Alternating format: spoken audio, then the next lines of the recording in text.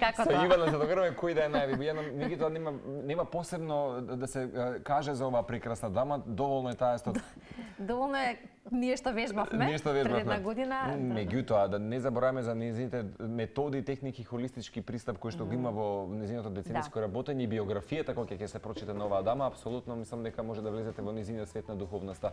И мислам дека би ја прашал на самиот почеток, би ја напишала дали во моментот сме во една убава конкретна ера на будење и препознавање на емоциите. Сериозно, така имам чувство дека тоа се случува. Дали можеби поради допирање на дното во човештвото во вакви состојби кај секој од нас, некако имам чувство дека интроспекцијата е многу поголема и поинтензивна и затоа чувствувам дека има некаква конкретна колективна ера на будење. Перцепција на работата. Официјално добро утро на двајцата, ви благодарам на вас и на гледачите што ме поканивте. Навистина е сега поразлично време, за разлика е споредено многу интересно прашање порано како се гледаше, нели по ригидни бевме, резигнирани. Без чувства, нели, кон било какви состојби. Сега се обрнува многу поголемо внимание, особено родителите, кон децата, помладите родители и постарите. Некако сакаме да ги земеме во предвид чувствата, што се многу важен фактор, но истовремено, како и секогаш, треба да постои баланс. Баланс помеѓу дисциплина и баланс, сега бидејќи кажав деца, помеѓу дисциплина и помеѓу чувства, бидејќи тие се како на една клацкалица. Некогаш е во животот потребно и за нас како возрастни да бидеме дисциплинирани во нешто што ќе решиме да го спроведеме, земајќи ги во предвид чувствата, но тие се знаете како во, например, во јогата се вели, во спиритуалноста се вели дека чувствата се како емоциите, се како бранови на еден океан кој што оди нагоре и надоле. И сега имаме моменти кога сме, нели, кога сме заљубени, тоа сме, нели, горе во небото. Кога нешто ќе ни се случи страшно, трагично, тешко, паѓаме многу доле. И тоа се само ако гледаме од дистанца, што е крајната цел на секој од нас, да научи да се дистанцира од нештото што се случува, за да побрзо дојде до себе и ја врати својата ментална чистота, јаснотија и размислување. И ако ги гледаме чувствата дека се нагоре и надоле, така, а тие се дел од еден океан, а океанот е животот.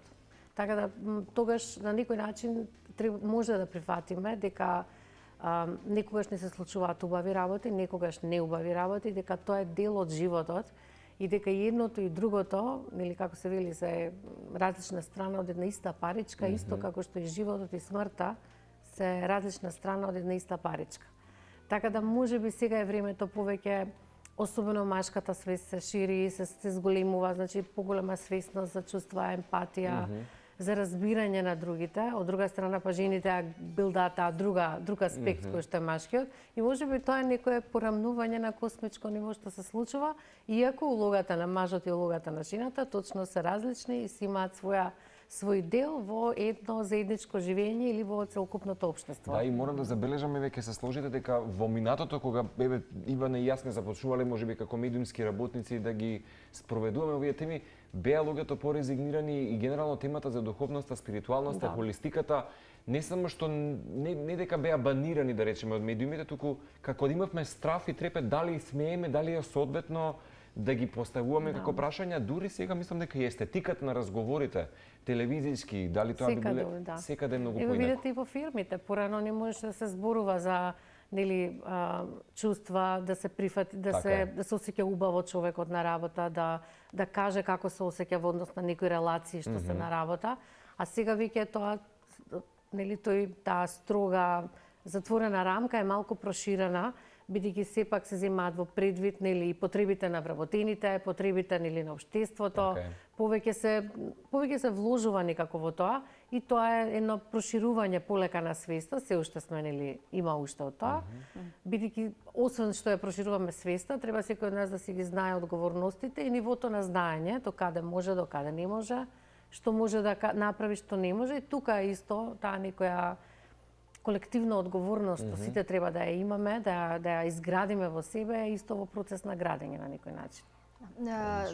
Унакое што е добро и во овој период да го споменеме, се уште се наоѓаме во еден период на, да речеме, колективна тага, иако животот ни приредува голем број можеби ситуации и настани кои апсолутно не може да се предвидат, треба време да се прифатат и понатаму, како велиме, животот продолжува. Но остава трага и таа трага или да речеме чувство на тага, некоја можеби празнина, особено доколку се работи за блиски, велат нема да се пополни и времето не секогаш може се да излечи. Но добро е кога знаеме каков и да бидеме малку посвесни за тоа каков пристап треба да имаме и кон чувствата кои што треба да ги препознаеме пред се. И дури и кога ја чувствуваме тагата, да ја запознаеме таа тага и да ја чувствуваме, а потоа некако и да се ослободиме од неа. Ова го поврзувам вака, заради тоа што тука во склоп на нашиот разговор ќе го споменеме и водичот за ослободување од тага. Тоа е твојата книга Билјана, која што често промоција беше на крајот на минатата година, во ноември 2024 и од тогаш не сме се виделе. Можност еве сега да кажеме за оваа книга која што како што се вели во делот од неа, односно на крајната курица, ова не е една од оние книги на мотивациони тренери кои ве пренесуваат од реалноста во некој иреален свет во кој што вие левитирате на крилата на среќата. Овде процесот е обратно пропорционален.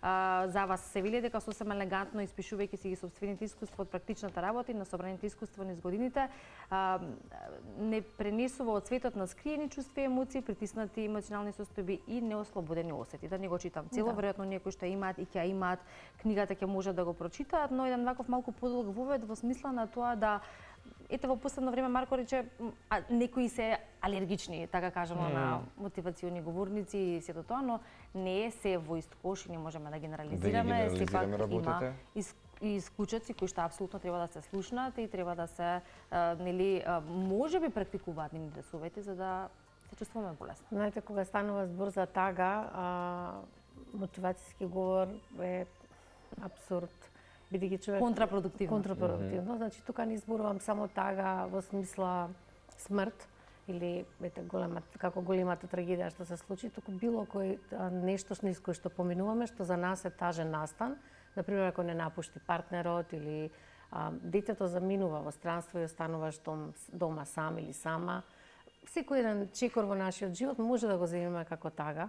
И начинот како се справуваме, како го поминуваме низ нештото, нели како што рековме, постојат фази во психологијата и периодов еден куп има такви нели предавања и зборови за фазите, нема да зборувам за фазите, но да умееш да го препознаеш и да се соочиш со тоа, како што рековме, не е толку можеби мотивацијски говор, туку да најдеш, јас секогаш велам, да најдеш некој кој што поминал низ истото искуство. Некако најмногу те разбираат тие луѓе низ тоа кој што поминуваш, особено на почетокот, кога навистина не е потребно многу притисок, нели присуство, бидејќи потребно е подолго време да помине, не подолго, значи од прилика максимум година дена, минимум, не знам, нема минимум, тоа е индивидуално. Кога човекот внатре во себе поминува низ тие состојби на разочарување, на прифаќање, на соочување со загубата, да ферментира целата приказна. Така, и соочување со едно вака време пред себе, кое што можеби претходно го пополнувал со партнерот ако го напуштил или детето или што и да се случило, дека сега мора другачие да се организира и тоа е природно. Се што е вака нагло и так, нема континуитет. Природно е полека да се дојде до некоја себе трансформација. И токму заради тоа е, кога зборуваме сега, тоа исто актуелно, апропо разговорот на почетокот, работа на себе, нели лична работа на себе. Ни за работилници има, еве техники ја што работам, дали се тоа семејни констелации, дали сега ова патот на душата или Филис Кристал техниките од врзување. Секоја една лична работа на себе е континуитет. Значи сега се работи на еден аспект, после се работи на друг аспект. Па како што и човекот поминува низ животни фази, например првин син или да речеме предбрачен циклус, па брачен циклус, па доаѓаат деца. Тоа се фази низ кои што поминуваме и кај што може да се соочиме со големи и страшни загуби и убави работи. Низ тие фази, значи колку повеќе работиме на себе, терминот пак ќе го употребам, всушност се осознаваме себе си и учиме како побрзо да застанеме на нозе. Бидејќи брановите во океанот нели се тука, текнат нагоре, надоле, ние немаме врз тоа никогаш мокри, можеме да ги контролираме, Но нели и она степенот на ментално здравје е всушност колку брзо застануваме на нозе во смисла на внатрешност сме балансирани. Метафорично кажано, да. Колку побрзо застануваме на себе, тоа е степен, го покажува степенот на нашето ментално здравје. Бидејќи не е здраво, како што ми се случи еднаш на една моја работилница кога ја прашав, таму го спомнувам тоа и во книгата. Тоа усвари можеби тоа ми беше и мотив да ви кажам. Запишување пред 10 години, многу одамна ја држев таа работилница по техниките на Фелис Кристал. Со клиентка некоја? Да, одврзување од врските беше групна работа, нели? И после тоа дојде жената и почна да плаче, ми збореше мајка и дека починала и дека преку работилницата ствари се одврзала, допрела мајка и таа цела тага. И јас додека ја слушав, бидејќи она беше многу возбудена, многу плачеше и помислев дека можеби прерано ова го прави, дека мајката починала сега, значи не се прават такви. Се извинувам. Драстични промени. Такви работи прерано не се прават, треба да помине време. 40 дена, 6 месеци, зависи нели од човекот. И она ми вика, не, мајка ми пред 15 години почина. И јас бев шокирана и тоа го запамтив затоа што толку време е поминато. 15 години со тагата, со таквите чувства. Да, и тоа не е тоа тага во некогаш тагата носиме како тежина.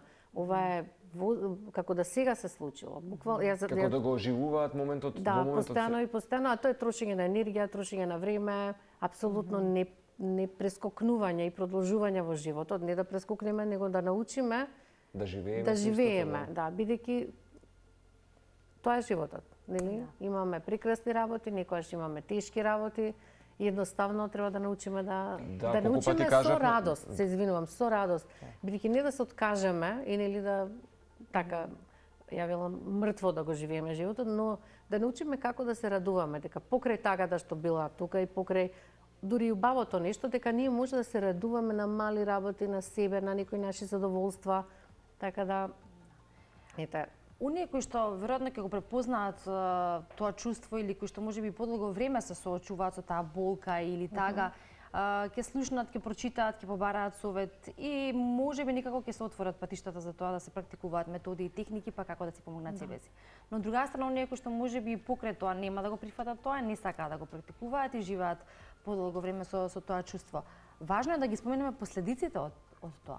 Не само по нашето физичко здравје, кој што тоа како се манифестираат, туку и по психичкото, значи целокупното психофизичко здравје. Доколку тоа го чуваме во себе, не излезе на никаков начин, не се ослободи, не побараме нека таква, да речеме, помош, односно не го практикуваме тоа како начин да го направиме истото и се бидеме во затворен круг. Не сите луѓе имаат потреба да разговараат. Не сите луѓе се отворени, иако времево се менува, додат на психолог. Значи, порано тоа беше нели страшно, кога ќе кажеш одиш на психолог, тоа се гледаше страшно. Сега и те има тренери, коучеви, има луѓе како мене кои што работат на начин на кој што може да ги процесираат тие работи луѓето, но секој индивидуално тоа го соочува, секој индивидуално го гледа нештото како поминува и секој еден човек си го бира својот начин како ќе се соочи. Значи некој нема потреба да зборува, но тој некој, на пример, можеби ќе вози многу точак и тоа ќе биде, не знам, 100 км, 200 км, што покажува дека не е ориентиран кон активноста, да речеме, сега спомна возење точак, може да биде, не знам, било што. Да, пример. Не е фокусирана на таа личност кон себе, кон енергетско полнење, со радост, размена, значи не е само обсесивно кога нешто правиме, туку сакам да ви кажам дека кога правиме нешто обсесивно, тоа значи дека бегаме од некои чувства. Тоа ми беше целта на ова со точакот. Бидејќи обсесивно кога нешто се прави, се вежба, се прави, тогаш тој показал дека нешто се бегаме. И се некои луѓе тој ми е начинот како се справуваат. Треба време да видат дека претерувам јас, ова не е вака, ми наштетува и да е здрава навика може да ми наштети. Значи чека еден чекор наназад да направам. И некои бираат да одат на психолог, некои бираат да разговараат. Меѓутоа јас книгата ја напишав, таа е едукативна, значи има многу вежби внатре. Бидејќи сум под импресија поради мојата долгогодишна работа дека многу луѓе, особено машките, јас се извинувам вака што издвојувам, не се доволно отворени да разговараат и не сакаат. Во ред, колективно несвесно стои дека нели мажот не треба ништо да покаже.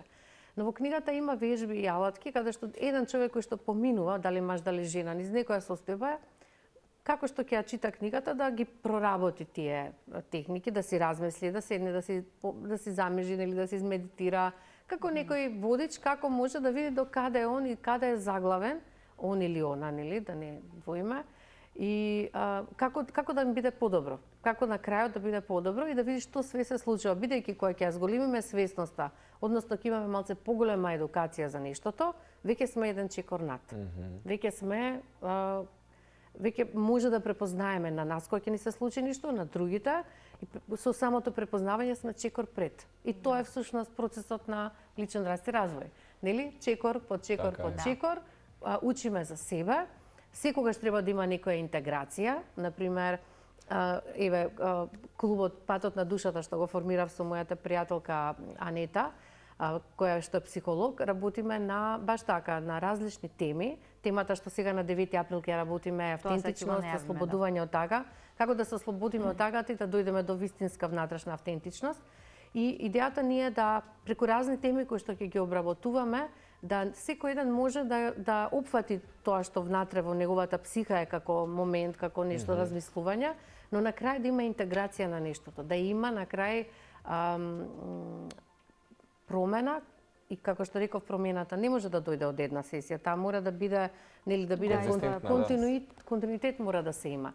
Дали ќе се работи на овој начин, па дали ќе одиш на некоја друга техника, дали ќе учиш како да спиеш, ако знаеш дека имаш проблеми со спиење, така, и тоа е техника која што ќе ти помогне да си се стабилизираш и да застанеш на ноза. Сакава те прашам, бидејќи секој од нас кој што, да речеме, суптилно си ги препознава веќе тие аха моменти во себе, дека сакаме да црпиме од тие дисперзирани филозофски учења, техники, методи во светот, има различни, доаѓаат и од западниот и од источниот свет особено. Добро ли е или спротивно од нас да ги саботираме некои, да речеме, елементи во она како универзум што ни ги дава баш аха моменти? Ова е соодветно за мене, тоа е соодветно за мене, затоа што чинам дека велиш ти еволутивниот пат на душата и преку препознавање на сите тие техники кои што мислам ја наговестуваат само едната езотерија, тоа е да живееме во радоста. Мислам дека сите тие практики поблиску од интуиција, мислам дека сите практики учења всушност од мојот живот да тргнам, на почетокот ме интересираше што е погрешно и добро Билјана. Тоа е работата, што нема погрешно и добро. Што на пример, мене ме интересираше на почетокот кога бев многу млада јога, духовност, ама на строга, да речеме, класична јога која што преминува доста построги правила. Свои зачетоци некои, да речеме.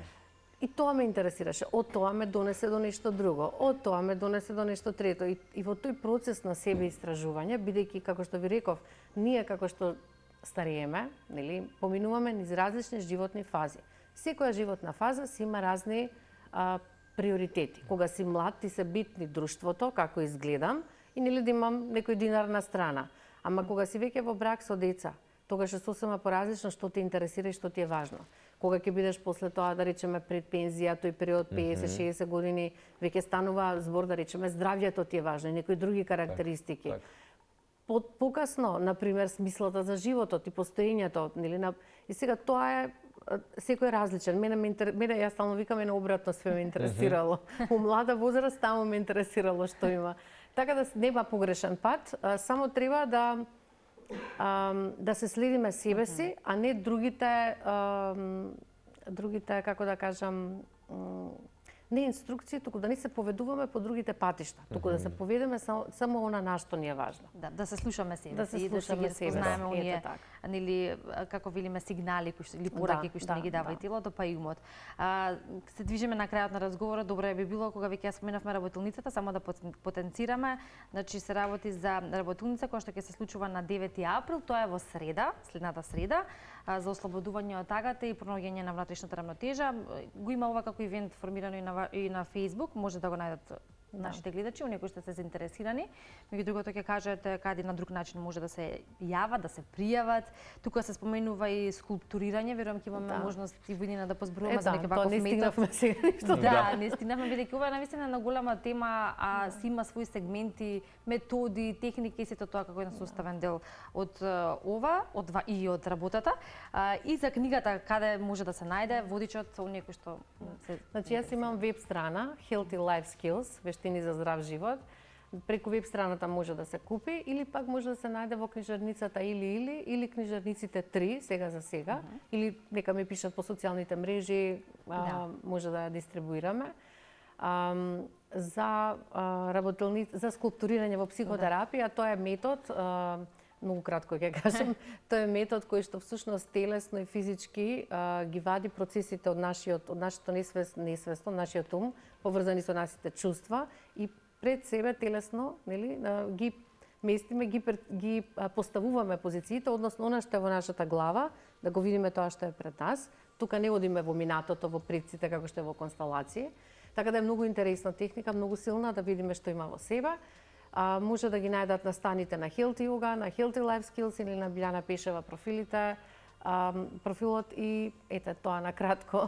Во Public Room е работи? Не е во Public Room, тука е во Психофокус, тоа е нов центар за психолошко советување и едукација. Психофокус. Психофокус, да, во центар на град се наоѓа. Психофокус, добро да се поправам. Психофокус во Public Room беше Slow Food, да. Да, во Психофокус, добро, некој што ќе сакаат да се пријават, веројатно има уште да, има време, да се уште има уште неколку места, да. И така.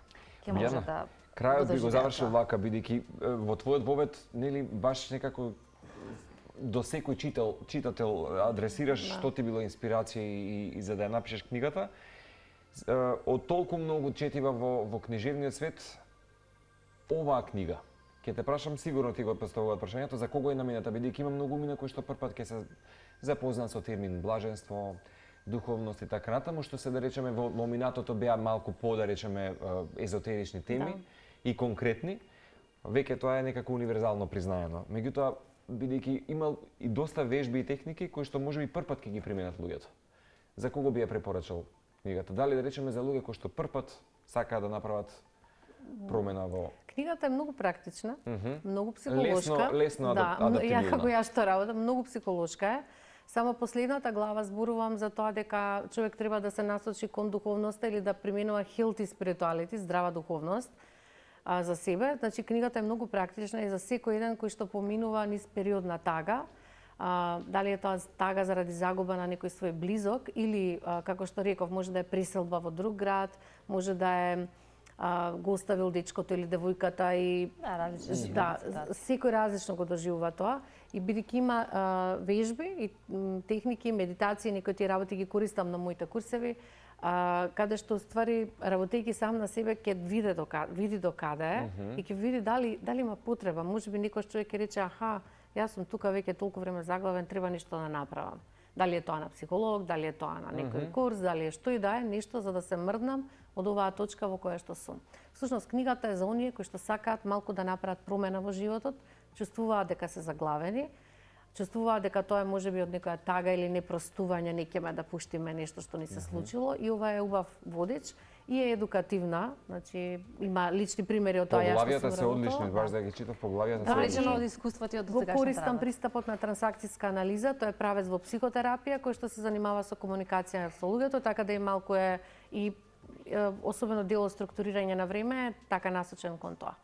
Билјана, благодариме многу за гостувањето, иако повторно ќе речем исто како и со Сања и со тебе некако и времето и брзо ни мина, но ова се широки теми и веројатно од време на време е добро да ги имаме овие теми со цел да оние на кои што можеби и денеска ги информиравме, им помогнавме, ќе бидеме задоволни доколку тоа го успеавме, а се разбира за она кое што секој од нас треба да го знае, да се знае себе си, да допре до себе си, да си ги препознае чувствата, па ако смета дека треба некаква помош, совет, практикување метод или техника, да знае точно каде да се обради. И најавивме работилницата, ја споменавме и книгата, поточно водичот за ослободување од тага, нешто што е корисно, практично, како што спомена и што може да ни помогне на секој од нас. Последна прилика се гледаме, верувам, вие континуирано со Healthy Skills имате работилници, со постојано работилници. Сите имаме јога одмор сега. Да, во јуни месец и тоа не го стигнавме да го кажеме. Да, но ќе имаме до јуни сигурно можност да се видиме. Да, и многу ни драго што оваа платформа нуди секаква